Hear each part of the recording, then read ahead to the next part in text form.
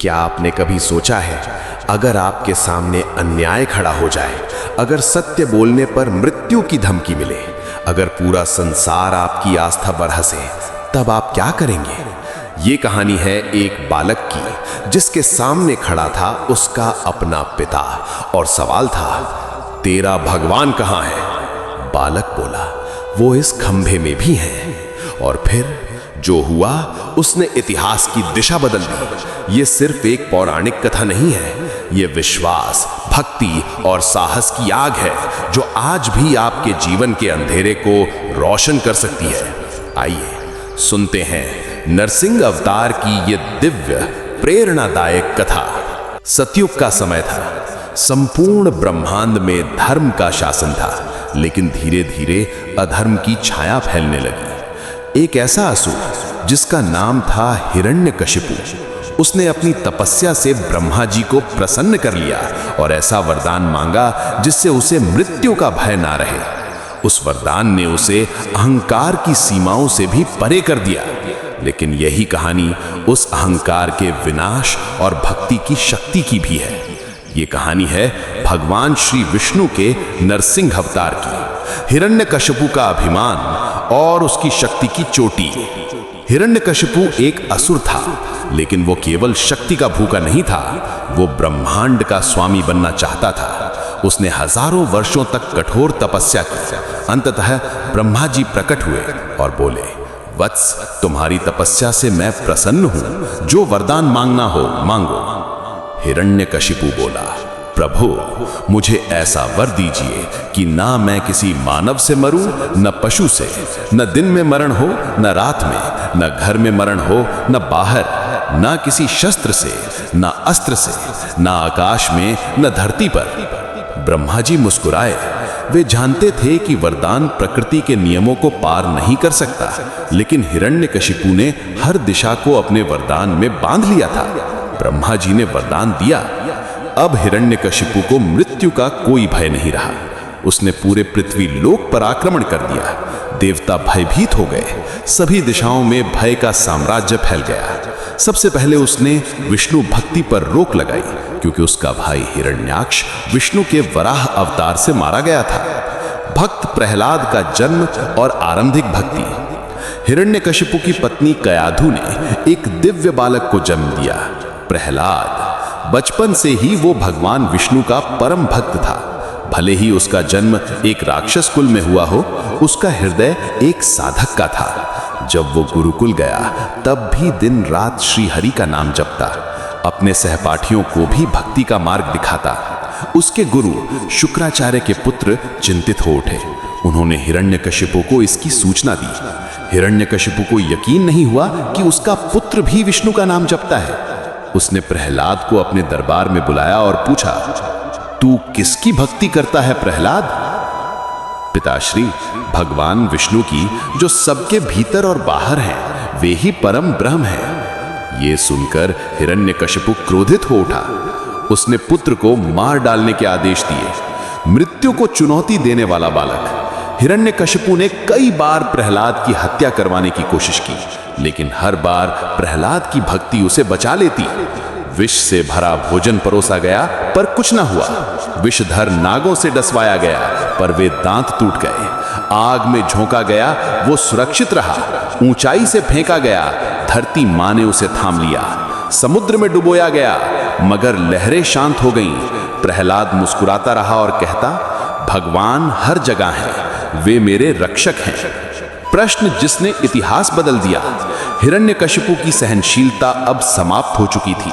उसने प्रहलाद को बुलाया और पूछा, कहां है तेरा भगवान? क्या वो इस खंभे में भी है? प्रहलाद बोला, हां पिता, भगवान सर्वत्र हैं, इस खंभे में भी।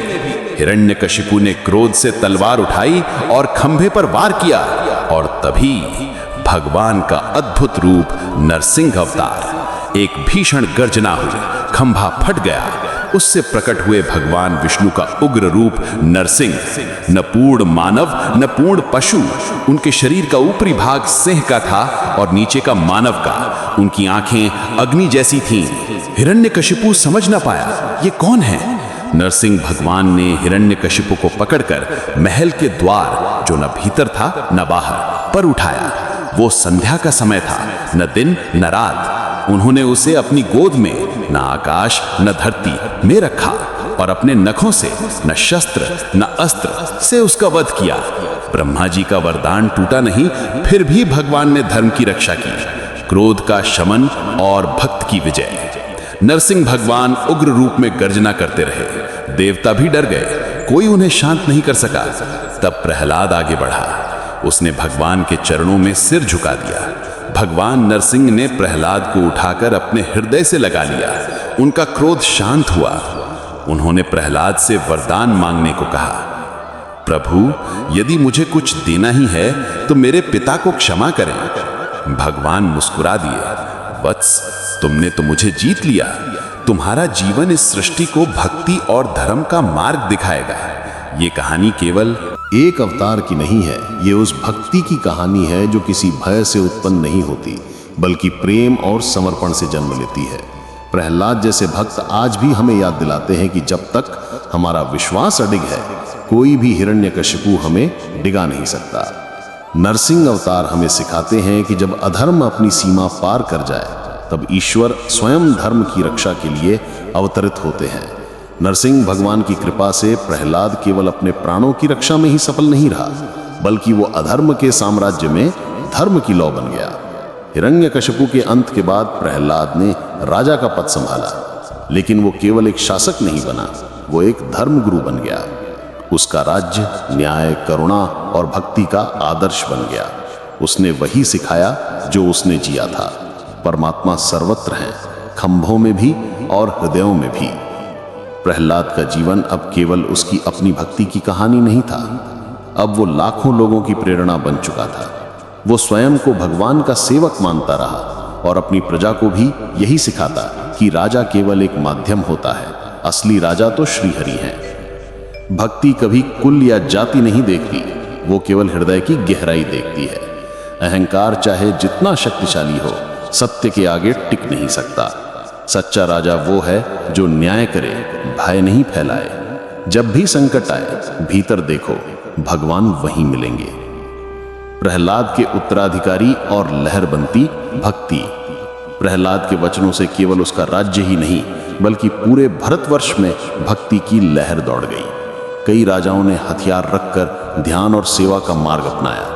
नरसिंह भगवान के मंदिर बने। उनकी पूजा केवल एक उग्र रूप के लिए नहीं, बल्कि उस अनंत करुणा के लिए होने लगी जो भक्त की एक पुकार पर दौड़े चले आते हैं। हम सब के भीतर एक प्रहलाद है जो डरता नहीं, जो विश्वास करता है। और हम सब के आसपास कोई ना कोई हिरण्यकशिपु भी है जो हमें डगमगाने की कोशिश करता है। लेकिन जब तक हमारा विश्वास अडिग है, तब तक कोई शक्ति हमें झुका नहीं सकती। हिरण्यकशिपु का अंत हुआ, लेकिन उसकी कहानी हमें यह सिखाती है कि चाहे कितनी भी बड़ी शक्ति हो, अगर वो अहंकार और अधर्म की राह पर चले तो उसका अंत निश्चित है। और अगर किसी में प्रहलाद जैसी भक्ति है तो भगवान स्वयं प्रकट हो जाते हैं उसकी रक्षा के लिए। अगर ये कहानी आपके दिल को छू गई हो, अगर प्रहलाद की भक्ति और विश्वास ने आपको प्रेरित किया हो, तो इस वीडियो को हृदय से लाइक करें और उन दोस्तों के साथ शेयर करें जिन्हें आज साहस की सबसे ज्यादा जरूरत है। नीचे कमेंट करके बताइए आपके जीवन का हिरण्यकशिपु कौन है और आपके नरसिंह भगवान कब प्रकट हुए थे। और हाँ, ऐसी ही पौराणिक प्रेरणादायक कहानियां सुनने के लिए हमारे चैनल RK को सब्सक्राइब जरूर करें, क्योंकि यहाँ हम सिर्फ कहानियां नहीं सुनाते, हम आपको आपकी आत्मा से जोड़ते हैं। और याद रखिए, भगवान हर जगह हैं, बस उन्हें सच्चे मन से पुकारिए। जय श्री नरसिंह देव, जय श्री हरि।